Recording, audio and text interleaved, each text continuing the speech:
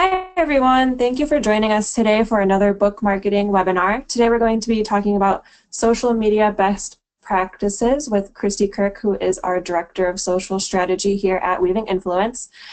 I'm Aubrey Kirkendall. I'm joining you today from our headquarters in Lambertville, Michigan. Christy is in North Carolina. And before we begin, I just want to note a couple of technical considerations for you. Throughout the webinar, if you have any questions, please go ahead and insert those questions in the chat panel. We will be checking in periodically throughout the webinar, and also we'll leave a few minutes at the end to answer some of your questions. Additionally, this is a 30-minute webinar, and it is being recorded. We will send the recording and the slides in a follow-up email at the end for you for later use. But you will want to be taking notes today, as we do have a lot of content to cover. So with that, I will hand it off to Christy.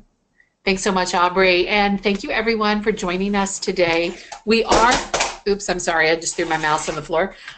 We are going to dive into social media best practices. And I know all of you have social media accounts and you're active on social media, but there are some best practices for social media marketing to get the most out of your efforts. And we want to help you streamline your efforts, streamline your time, and get the most bang for your buck when you're promoting your book and building your thought leadership and your tribe on social media. So we're going to dive in. I will tell you right now, these are text and information dense slides for the most part, because I want to pour in a lot of information in a short amount of time. So we're going to dive right in. There are several different content buckets or types of content that we recommend for social media. And if you'll look on almost every branded social media site, you'll see them using these same types of content. And there's a reason they work. The top performing content across every social media platform: videos and photos. People love videos and photos. People love something visual. And if you can have great photo content, great video content, you're already ahead of the game. If you can, a few things to note: it needs to be high quality. So if you're shooting, something yourself with an iPhone and it's a little dark, that's probably not what you want to share on social media. But try to make it the best quality possible. If you do record a video, you don't have to have a professional videographer shoot it, but having a mic can make a world of difference.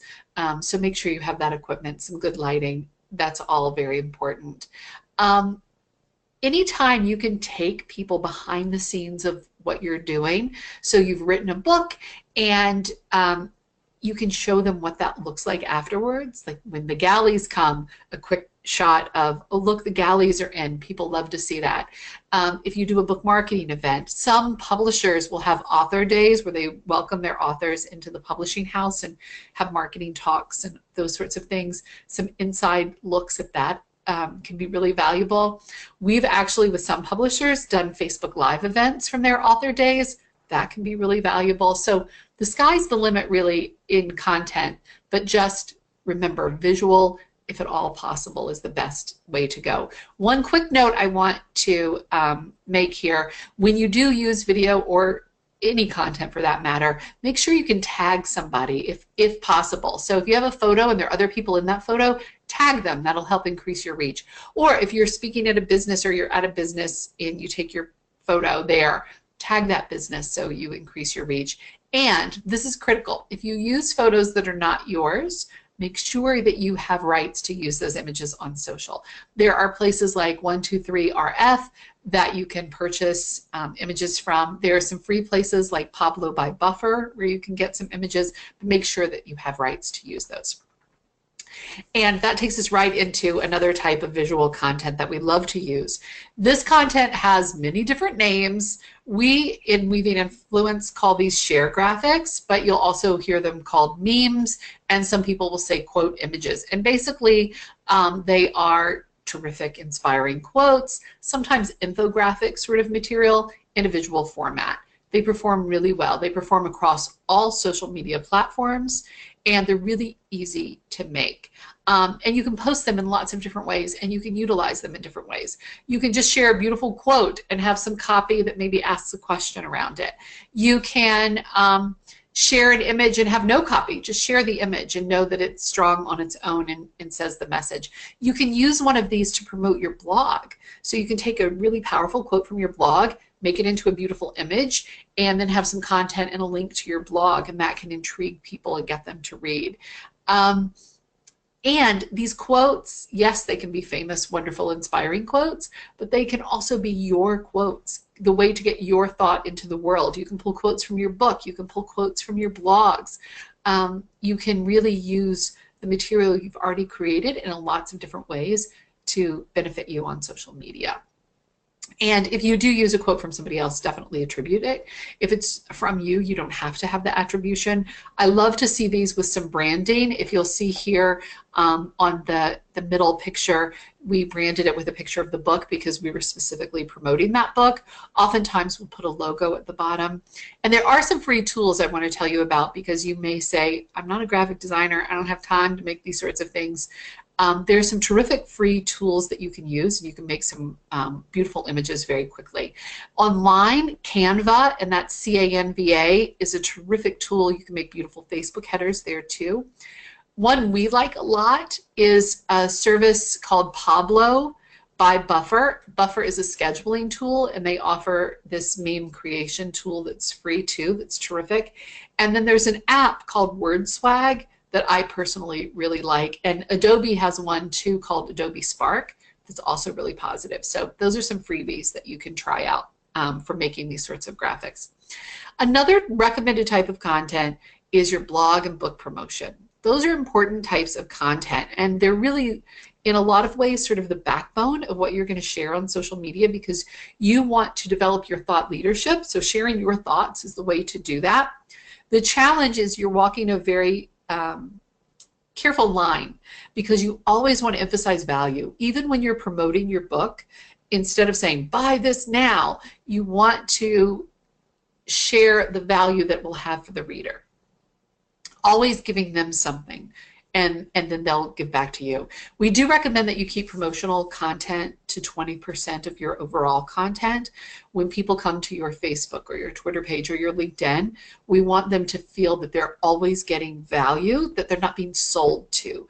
That can be very off-putting in social media. It really is a valuable promotional platform, but it really is about building community and support and networking, and so we want the emphasis to be there. And these are just a few examples, and I know it's hard to see the copy around them, but this one that I'm pointing to, I'm not sure that you can see that I'm pointing to it, but the top one by Cheryl Batchelder, this was a blog promotion. We used the image from the blog. This is actually an embedded link, and we added some copy to intrigue. This one is a free ebook that we're offering people, and we're letting them know, hey, this is a free download that's going to improve your leadership. You're going to have value here. And this is another one that's blog promotion, and it shows a value around that promotion. So blog and book promotion content, do it elegantly, always offer value, and you'll never go wrong. Next slide, please, Aubrey. Curated content. Now, this is my favorite content, and this is sometimes the content that people forget about.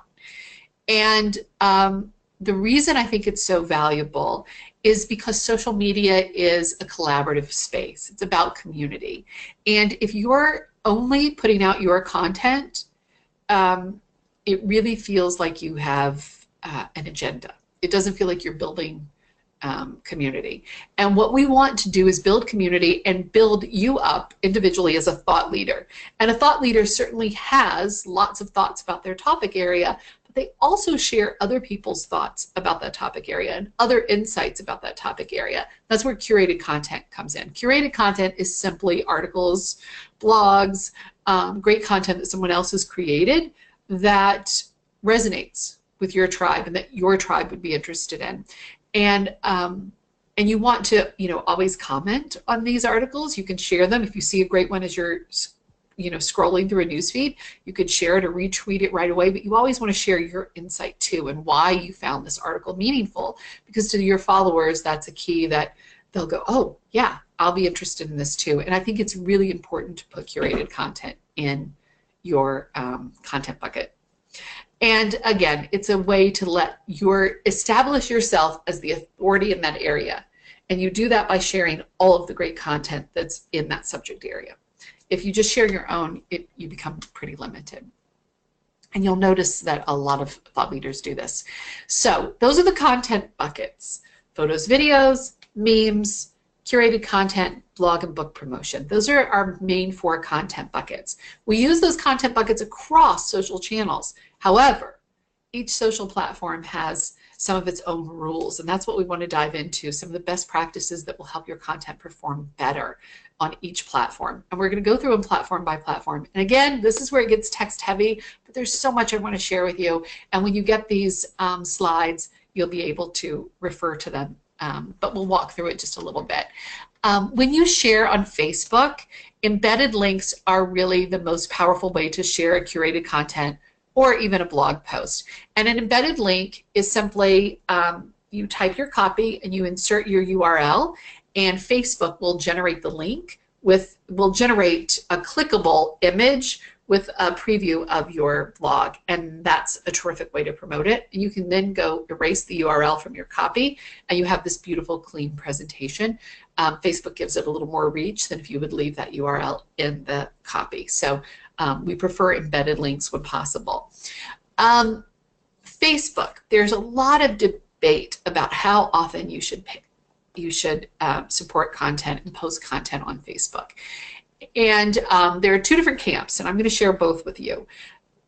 Some camps prefer posting 3 to 5 times a day. And the idea is that you post that frequently, you sort of beat Facebook's algorithm that keeps branded pages from getting high reach by posting so often that you break through to reach. The challenge there can be that if all of those posts don't get good engagement, Facebook may then hurt you on reach later. So that's one stream of thought, and there are several brands, and if you follow them, you'll know, that post 3 to 5 times a day. For our thought leaders, we're now recommending just a daily post. And the reason we're doing that is Buffer, which is a scheduling tool, did this terrific study about Facebook engagement, and they experimented on their own Facebook pages. And what they found was they actually got greater reach over time with the Facebook algorithm when they posted 1 time per day. So once daily can be perfect. If you have a ton of content and you really want to go guns blazing on Facebook, absolutely go 3 to 5 times a day. But if not, and you're getting started and you want to get your feet wet and you want to see how you can drive engagement daily, that can help you out. And 3 to 5 posts per week is terrific. Again, that's essentially a daily post if you go 5 times a week. Weekends, you can certainly post on weekends. It depends on your audience if that's a good time for you. Often business brands, and we work with a lot of business brands, will see traction on Sunday evenings as people are re-engaging with the work week and planning ahead for the work week. So certainly experiment. That's the best way to figure out how often you want to post and which days. Hashtags on Facebook. Facebook welcomes them. You can use them on Facebook. They're accepted on Facebook. But what Facebook doesn't tell you is that if you use a hashtag in one of your posts, they will diminish the reach of that post, which means it will go to fewer people. So we don't recommend hashtags on Facebook very often. And the trending topics on Facebook are not hashtag generated. They are on Twitter. They are not on Facebook. So the hashtag only brings you value if people happen to search it. And it's not as common to search a hashtag on Facebook, so it's limited value there. Depressed reach, no reason to use them.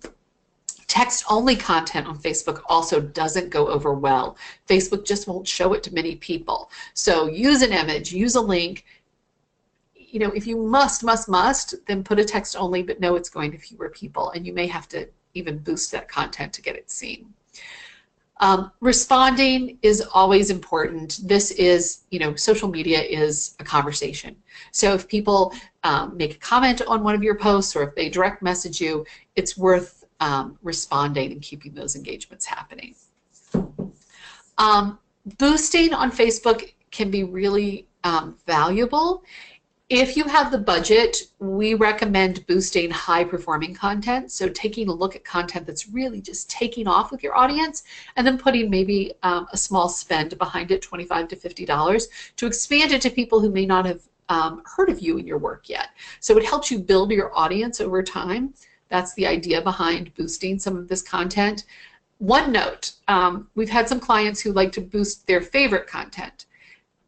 You can, but if you boost content that your audience is already interacting with, the idea is that more people will see it, they'll interact too. It's already been proven successful, and sometimes the content we personally love the most is not what resonates with the audience the most. So you really want to hear from your audience what's resonating with them before you boost. You can repurpose and reuse content on Facebook. I know people do this a lot on Twitter, but it's actually really successful on Facebook too.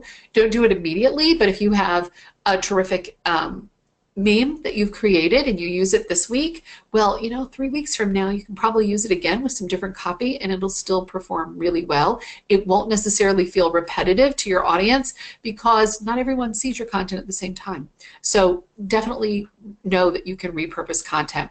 Again, what I like to do is go through the metrics and make a note of my content that's doing really well and log that. I often log it in a Google Doc. And then when a month or so later, and I need some content, I can repurpose that content that's already resonated with my audience, knowing that it should resonate even more this next time when it reaches new people. Another little trick on Facebook, you can write paragraphs on Facebook and they don't limit you. They don't tell you that they limit you. They don't cut you off like Twitter used to do. But longer posts have diminished reach also. So under 90 characters is sort of the sweet spot for Facebook. That short, pithy copy, Facebook loves it, and they'll distribute your content to more people. And that's what you want, more eyeballs on what you share. So keep your posts short if you can on Facebook. We've already talked about the quote images and memes. They do really, really well on Facebook. Facebook loves them. They get shared a lot, so this is a great place to use those. If you happen to have a personal page and you've created a fan or branded page, you can use them both to do your work and get your message out. The branded page is, of course, talking to the larger audience that doesn't personally know you, but the fan page is a great place to leverage to say, hey, friends, family, the friend page, my new book's out. Please buy it. Please share the word. This is a place where you can make personal asks to help support your work. So use them both and certainly leverage those. If you've not created a branded page, don't feel like you have to. Branded pages have some limitations, and one of the limitations is that Facebook doesn't like to give them a lot of reach. You have to work harder to get in front of people. So, if you only have a personal page, you can still be really successful with that personal page and then doing some other social outreach on other platforms. Boosting, like I said, can always do great, deliver great results. Buying ads, specifically around your book and purchase now, can be really, really beneficial. Facebook ads are terrific because there's a low point of entry. You can buy an ad for as low as $25 if you'd like. But you can get it in front of more people and you can make that call to action to really purchase the book. So that can be really beneficial. Ads and boosting are powerful here. We've talked about the content buckets. Really, they're the same content buckets for all social media, but I will call out that embedded links and memes work especially well here. Facebook Live is terrific. It's a great way to engage with people, and you can have a message each month. It can almost be like a visual live newsletter that you give for your audience. You can do Q&As about your book, study guides. Really, let your creativity go. Facebook Live is easy, fun, and Facebook loves it and sends a notice to all of your followers that you're doing a Facebook Live, and they keep the content active for a lot longer. Facebook also has a call to action button. If you have a branded page, in your header you can choose buy now or sign up, and you can link people directly to an email sign up or to purchase your book, and it's certainly a tool to use if you have a branded page. So I know that's a lot to take in, but those tiny little tips, they all add up and can make a real difference for you. On Twitter, again, images, video, they just do well. They do well everywhere. Hashtags here are crucial because that's how more people see your content. On Facebook, Facebook has this complicated algorithm and they decide who sees what and all of that. Twitter certainly has an algorithm too, they all do, but hashtags are really the currency of Twitter, and they are how you get your content seen by other people, and people actively search hashtags here. So make sure you're using a hashtag or you're tagging someone in every single tweet you put out. Some people like to get wild and crazy with hashtags. However, there was a study, I think it was Zapier that did this one, and they found that if you have 3 or fewer hashtags, you have great reach with your tweet.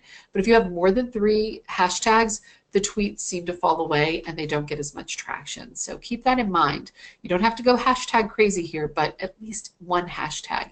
And make sure you research your hashtags. You can just go into the Twitter search bar and type in a hashtag you're thinking of and check out the conversation around that hashtag.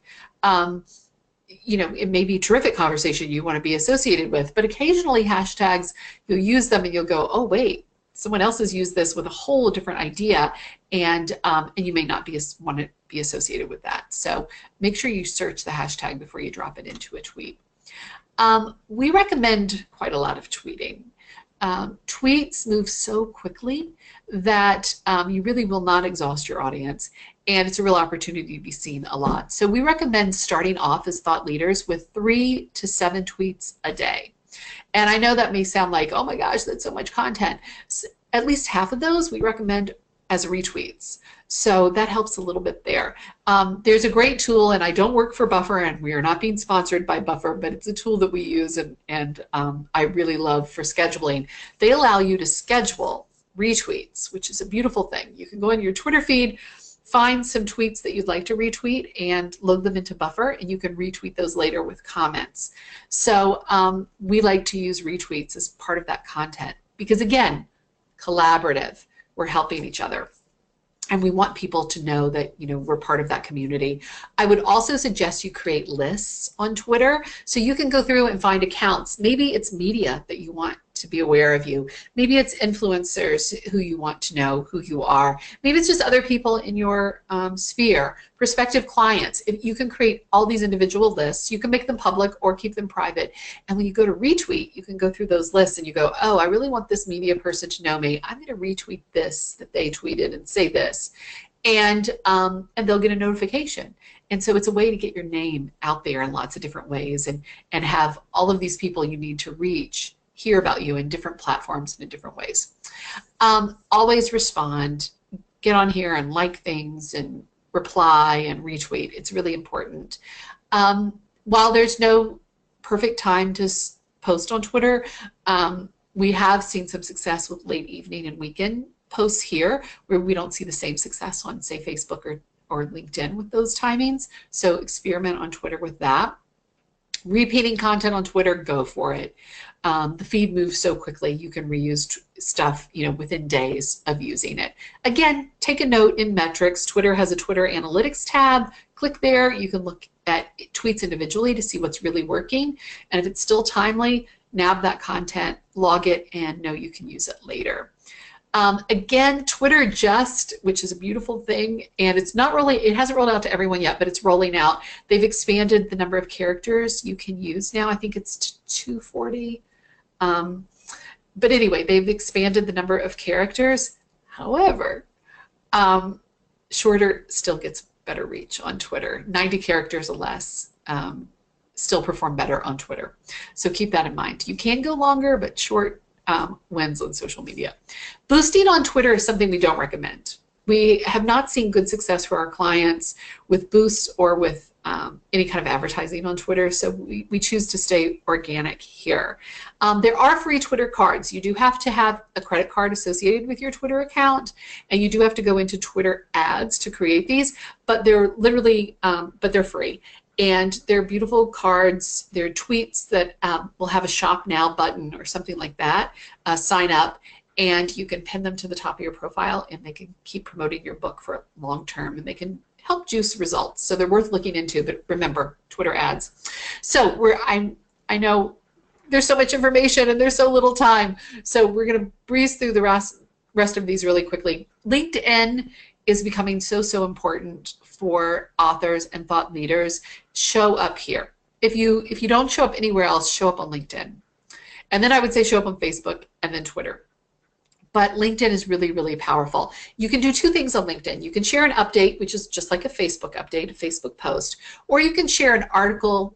We happen to refer to them as blogs, and LinkedIn was calling them posts, but has now started calling them articles. But anyway, they're blogs, essentially, that you post on LinkedIn. Really, really valuable place to get your word out, and you'll reach a different audience than you will from your website. So really experiment with that.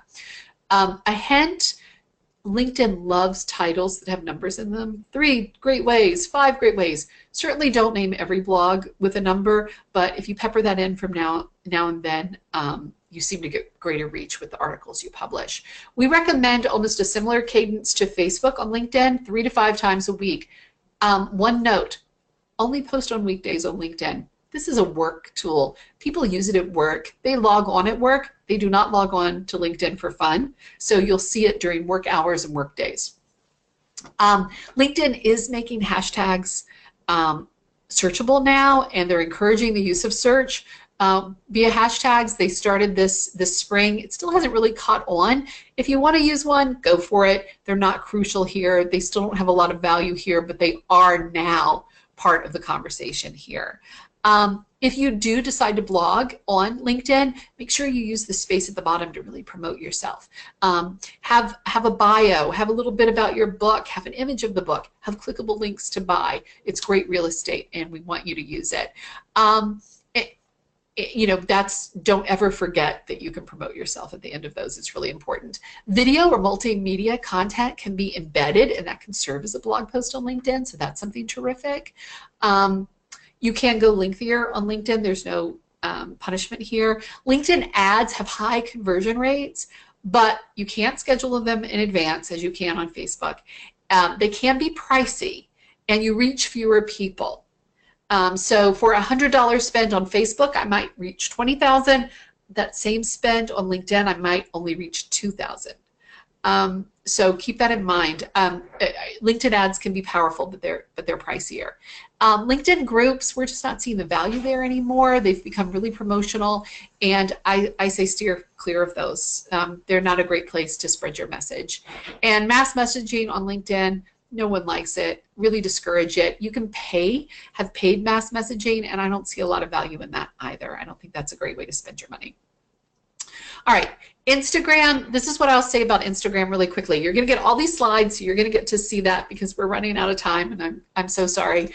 Instagram is where you can create a beautiful visual image for your brand, but know that your visuals need to be really beautiful and really on point, and hashtags rule here. So there was a study, 11 is the magic number for hashtags. That's a lot of hashtags.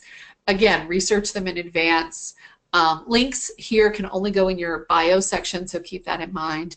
And it's a great platform. It's worth exploring if you really think you can support beautiful visual content.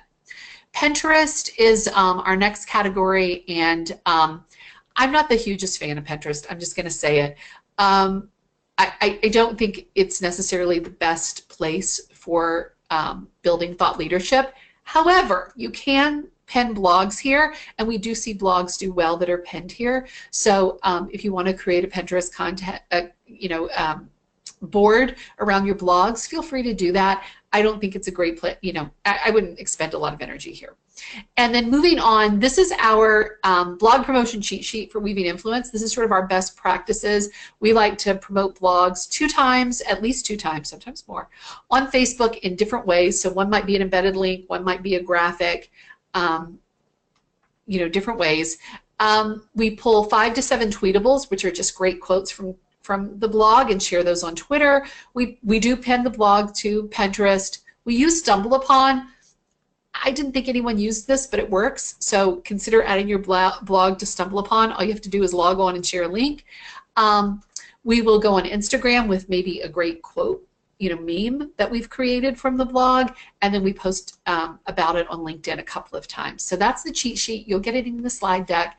And I'm so sorry that we're down to 1 minute left, but I hope this was helpful. I know it's a lot of information, but again, these little tweaks can make a difference in your success.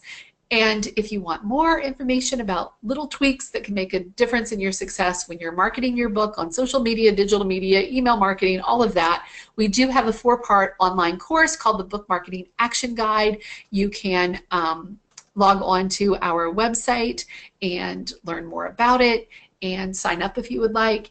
And it's designed to strategically support you in a DIY book launch. So we hope you'll check it out, and we hope you find it successful and helpful.